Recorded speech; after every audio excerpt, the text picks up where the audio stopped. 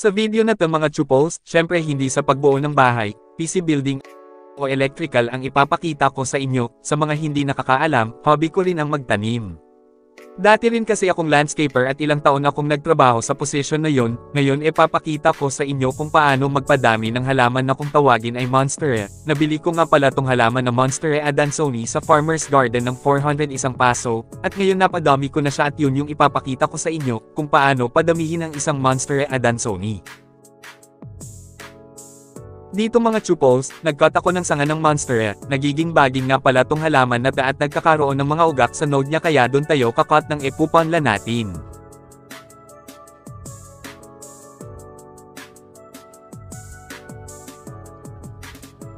Madaming nagtataka bakit daw parang kinain ng uod yung halaman na dahil sa madami itong mga butas sa dahon, pero sa totoo lang sa mga hindi pamilyar sa halaman na yan talaga yung itsura niya kahit yung ibang uri ng Monstera ay parang lasog-lasog yung dahon.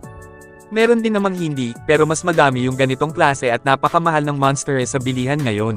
Alam nyo ba na nakakawala ng stress ang pagtatanim, kaya gustong-gusto ko rin na ginagawa dati pag sweldo ko, dumidiretso agad ako sa bilihan ng mga halaman at doon ako tumatambay tapos syempre pag may nagustuhan akong uri ng halaman ay bibilhin o di kaya titignan ko muna tapos babalikan ko next sweldo. Eto nga pala yung mga tinanim ko noong nakaraan, at pwede na silang himayan ng bagong itatanim natin. Iisa-isahin ko lahat ng mga paso para makita ko kung pwede na talaga silang himayan o ma-cut para sa bagong panla. Sa pag-aalaga nga pala ng Monstera, mas pabor sa halaman na yung lugar na hindi sila masyado nasisikitan ng araw o yung tagong area, dahil napakahalaga ng dahon ng Monstera. Doon tinitignan at pinipresyohan ang mga uri ng halaman na dahil walang bulaklak ang halaman nito kaya dapat mapanatili ang ganda ng mga dahon. Kaya kung magtatanim ka o meron ka nito sa inyong bahay, kung hindi ka pamilyar, base sa experience ko about sa halaman na mas pabor talagang nasa tagong lugar siya na may katam-tamang sikat ng araw. At pagkatapos kong maani lahat ng ipupanla natin, ilalagay ko na sila sa kani-kanilang lagayan na paso.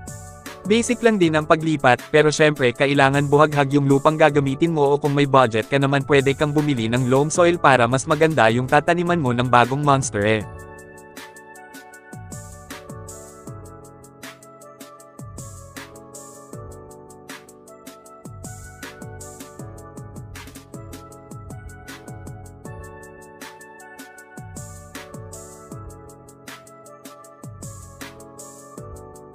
Yung mga stem o sanga kung tawagin nga pala, pagsasama-samahin ko muna, dahil wala pa naman silang mga dahon kaya mainam na pagsamahin muna para less space at lagayan.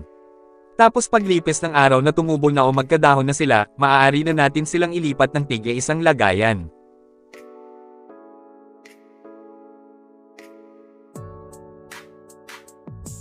Dito makikita nyo na binibilang ko lahat ng adansonii, dahil titignan ko kung ilan na yung napadami ko at kung ilang pa ulit yung mga nadagdag ko ngayon. Sa kwenta ko ay meron na ako 39 na puno o 39 na Monstera adansonii, bukod pa yung mga bago kong tanim. Almost a month lang din at napakabilis lang nilang dumami, basta sundin nyo lang yung payo ko na huwag nyo silang ilagay sa direct sunlight, dahil mahihirapan silang mabuhay at mamamatay lang yung mga dahon especially yung buong puno nila, at isa pa, yung lupang ilalagay nyo sa halaman na ay dapat maganda at talagang naaayon sa kanila.